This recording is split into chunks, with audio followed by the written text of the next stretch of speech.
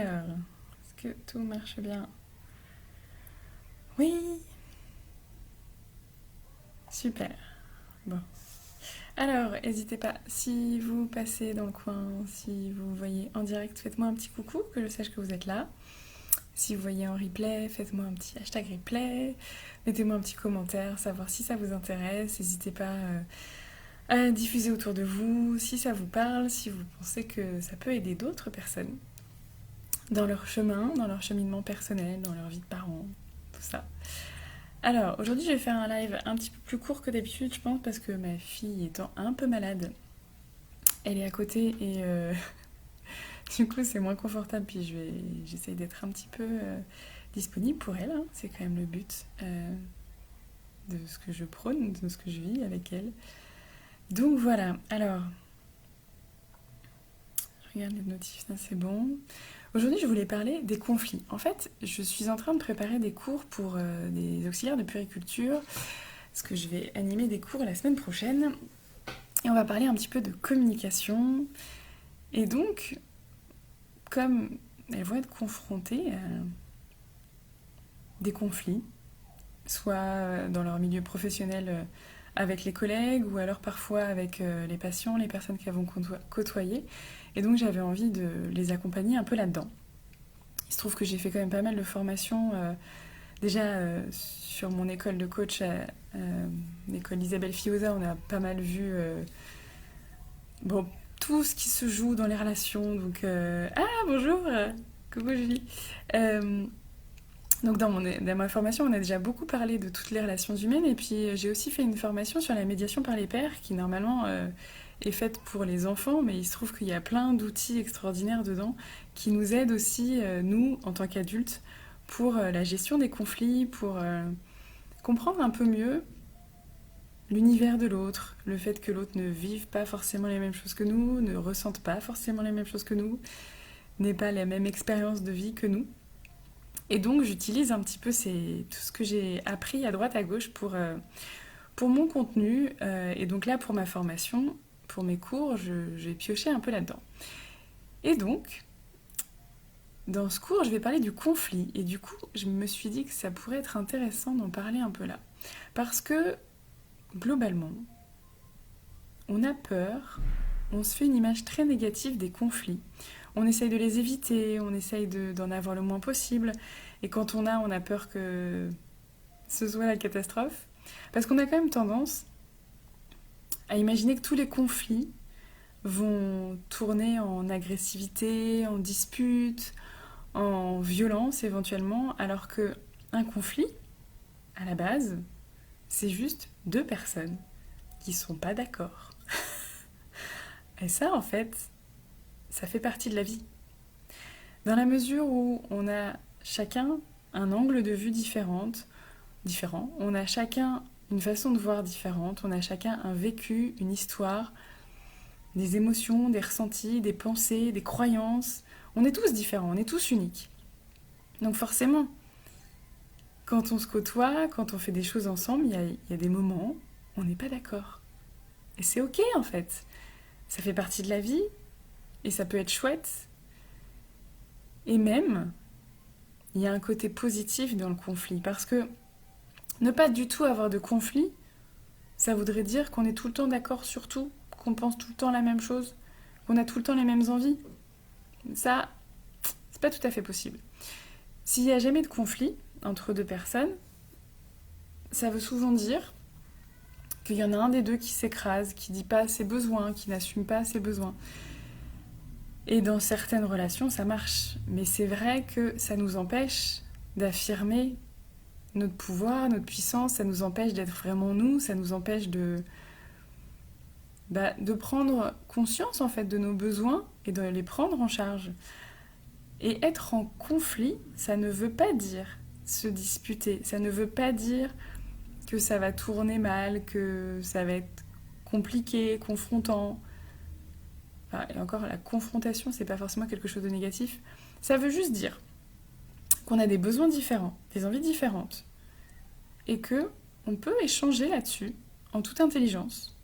On peut assumer chacun ce qui nous fait vibrer, ce qu'on n'accepte pas, et ensuite trouver une solution ensemble. Et donc c'est chouette. C'est chouette parce que ça nous fait avancer. Quand on traverse des conflits ensemble, quand on a pris le temps de s'écouter soi, d'affirmer ses besoins, quand on a pris le temps d'écouter l'autre, déjà il faut savoir que quand on prend le temps de s'écouter l'un l'autre, souvent, ça règle le conflit en fait. Parce que il y a beaucoup de conflits qui sont issus de malentendus, de confusions ou d'interprétations qui sont erronées. Et du coup, quand on prend le temps d'écouter la version de chacun, finalement, on y voit beaucoup plus clair et parfois la solution saute aux yeux. Et puis parfois, il y a besoin de chercher parce que parfois, on a des besoins qui ne sont pas les mêmes, qui sont parfois en opposition. Et donc, on a besoin de réfléchir ensemble pour trouver une solution qui conviendra à tout le monde. Et ça nous fait évoluer. Ça nous fait évoluer nous-mêmes, ça nous fait évoluer dans la relation. Et c'est quelque chose à transmettre à nos enfants et qui pourront vivre et revivre toute leur vie parce que savoir traverser les conflits sans soit être dans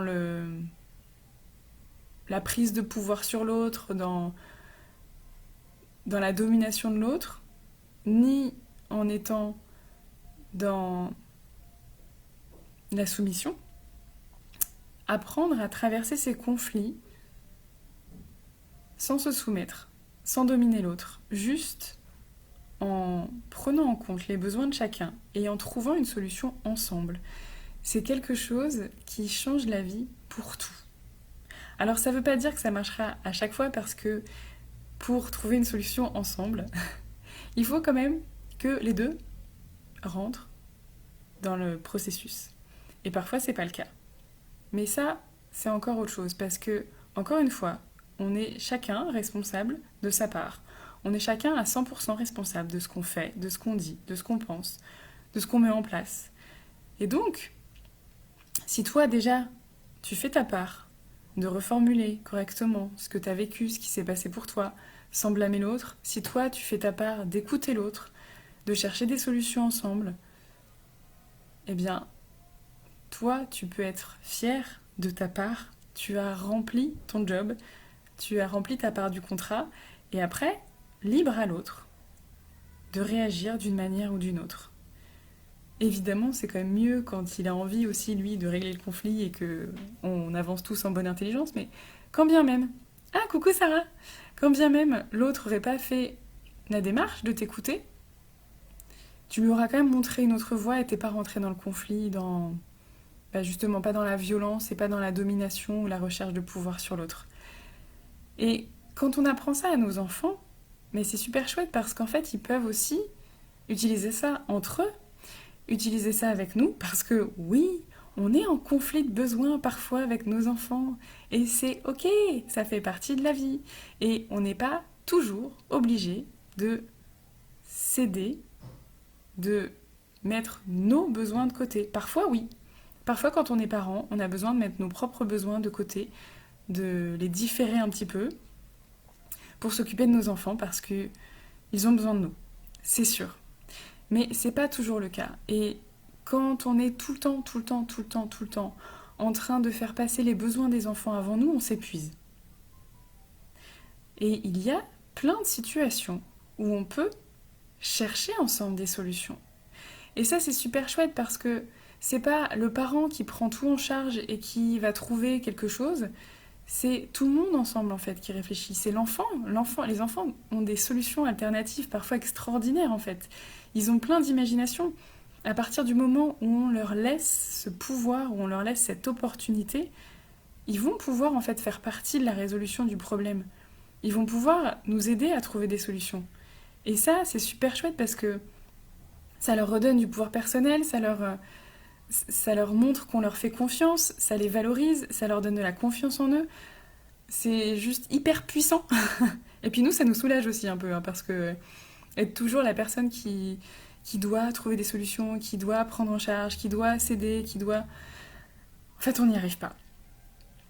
Donc voilà, moi je vous invite vraiment à regarder les conflits différemment, à ne pas en avoir peur, et à assumer vos propres besoins, vos propres envies, et de dire en fait les choses.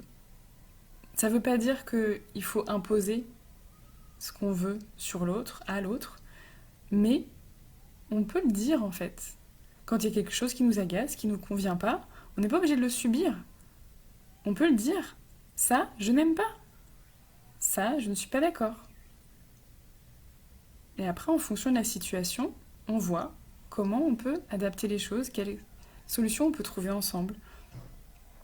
Comment on peut faire en sorte que chacun y trouve son compte, qu'il n'y en ait pas un qui se sente lésé ou qui ait l'impression de céder. Parce que c'est vrai que moi, c'est quand même beaucoup de phrases que j'entends chez les parents. Même ce matin, j'ai été contactée pour faire un atelier sur les colères pour les parents. Et on me disait, oui, parce qu'avec les colères, les parents, ils se laissent mener par le bout du nez ou un truc comme ça.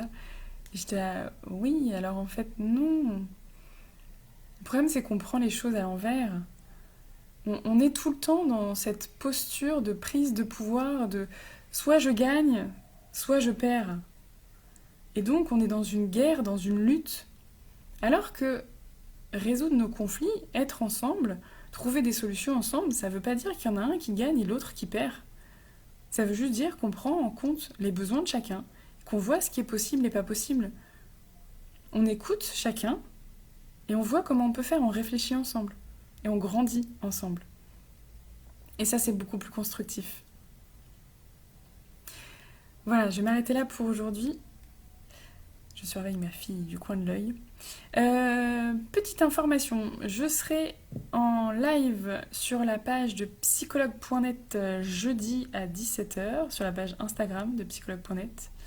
Je sais pas encore trop comment ça va se passer, mais en tout cas, je sais que j'ai un live 17h sur Instagram de psychologue.net jeudi, donc si ça vous intéresse, ce sera sur le thème de la culpabilité, qui est un thème qui me tient à cœur, donc la culpabilité qu'on porte, qu'on nous fait porter, qu'on se fait porter en tant que parent, spécialement en tant que maman.